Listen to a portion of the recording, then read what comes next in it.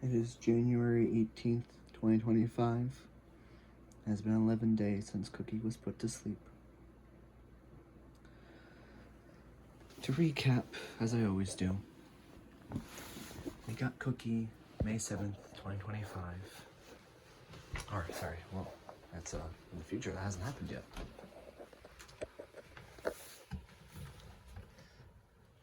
Oh my.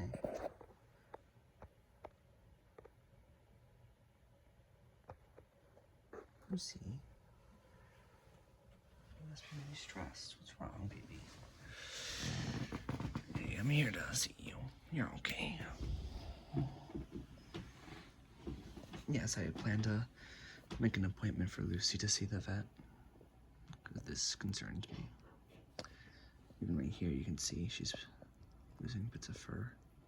I don't know why. She's still very affectionate, but I'm worried she's overstressed. But May 7th, 2022, we got Cookie at 8 weeks old. He was a short-haired domestic. Early in life, he was diagnosed with a heart murmur. In December, we found him under the Christmas tree with weight loss, yellowing, pale gums, lethargy, whatever. He wouldn't eat, wouldn't purr, and he was taken to an ER. Basically, every medical level there is was bad. His red blood cells, his white blood cells, platelets, everything was terrible. They started him on 0.4 milliliters of doxycycline and 5 milligrams of prednisolone twice a day, every 12 hours. For 5 weeks, he improved. Sorry if you can't really see the lights behind me, and she's laying down next to me. Isn't that right, Lucy? Yeah, you're missing a little bit of fur there. I wonder if you're just itchy. I'll have to look into it. What's that right there? Is that fever?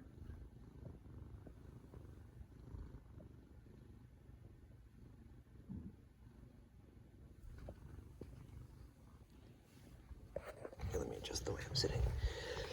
There. Now there's some light. And for 5 weeks, Cookie improved on the meds. On January 7th, he went for his vet appointment. The only concern was his CBC was at 26%. They wanted it at 30%, so they plan to do more tests for vector-borne illnesses just to see if they could find out what was wrong. He came home. A few hours later, I woke up, gave him a quick kiss and a hug, and I said, "I'll be back later, Cookie. I love you." I left the house at about 12:20. Came home at 3:50 to find him on my brother's bed, mouth open, breathing heavily. So he was rushed to another ER. The vets there said he had Evans syndrome and was in heart failure. So I made the hardest decision to put him to sleep because there was no guarantee he could be saved.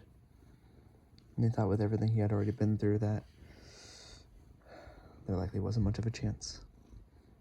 After speaking to his primary vet, she doesn't think it was Evans syndrome. She's not sure what it was. But still wants to test the other cats for any possible illnesses, like Lucy here. But she said he either had heart disease or a blood clot had gone into his lungs. She wasn't sure which. If it was the blood clot, there was no saving him at all, no matter what. If it was heart disease, optimistic outlook was a year. Though typically it was more like a couple of months with several medications and lots of checkups, and she said that there was a decreased quality of life, which I'm going to interpret as she meant that other cat patients that had heart disease were miserable. So I've been spending time with Lucy and Posey. Lucy's also a sweetheart when she wants to be. Isn't that right, baby? She's my original fur baby. I think she's about 9. I had to look back at my photos and stuff and see if I can find the day we got her. She's a calico. Yeah.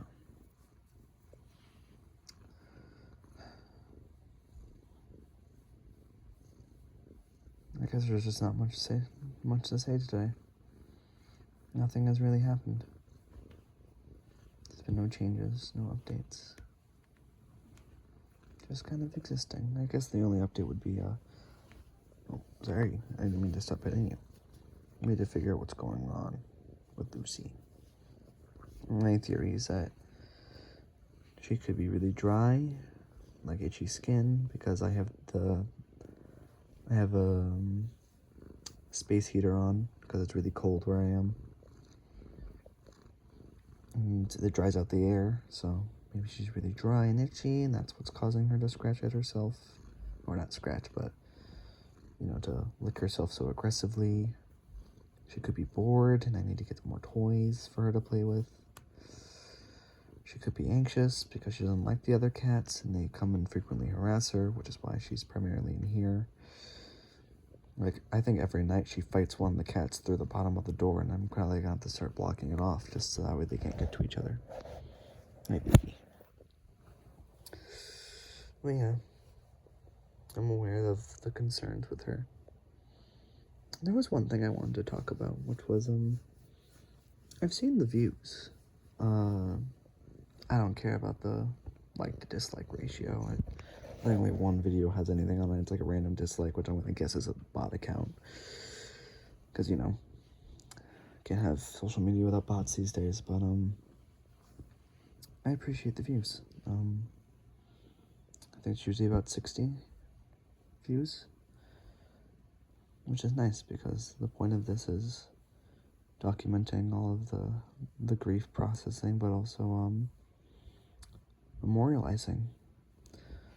So even though people may only watch a minute of each video, people are at least knowing Cookie existed.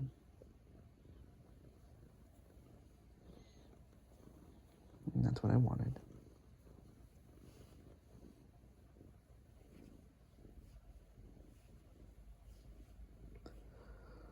I guess I'll make this a shorter one. I don't know, I don't have anything to say really. I'm still waking up late. I still miss him. I still don't feel as active or much motivation to do much. Right. It's just, you know, you don't know a good thing until it's gone, but I knew Cookie was a great thing long before then. It just made me realize, though, that, I need to spend a lot more time with Lucy and all the others because I don't know one logo. And hopefully, Lucy doesn't have anything threatening, and it's just, like, dry skin or something that can be easily fixed. Trust me, she eats. Oh, she eats all right. She eats. Just purring away. Still super snuggly. So I guess I'll end this video early with just a message to Cookie. Hi, Cookie. Hi, Minnie Moo. I hope you and Jinxie are enjoying the other side of the Rainbow Bridge. We all miss you lots. We all love you lots. I'm thinking of setting up that shelf above my desk just for you, so that way then whenever I wake up I can always see you first thing in the morning.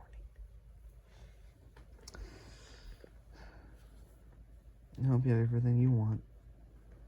I hope you have all the blankets to need, toys to play with, snacks to eat, all the snuggles and cuddles and pets and kisses. I don't know what's over there. Maybe it's just like a serene garden, or maybe there's a bunch of angelic beings there. Who knows? I just hope if there is some kind of other life form that they're giving you love for me. And the scratches on your cheeks where you liked it, or just under your chin, or all the belly rubs that you could want because you love them so much.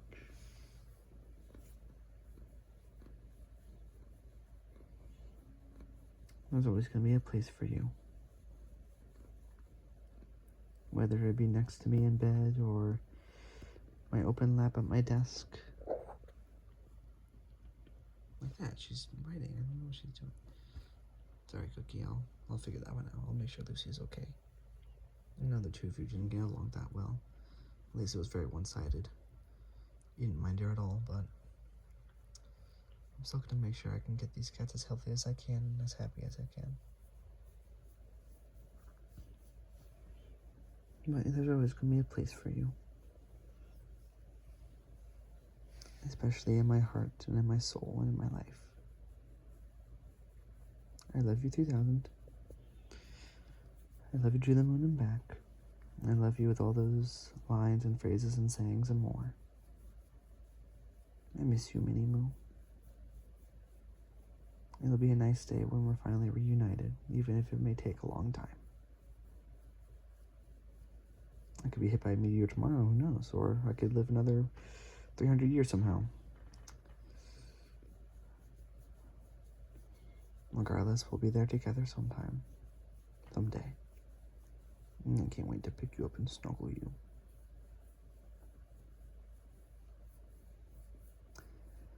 I miss you, Minnie Moo. I love you with all of my heart and everything that I am. And ever will be and ever have been, Cookie. I love you, I love you, I love you, I love you. I love you, Cookie.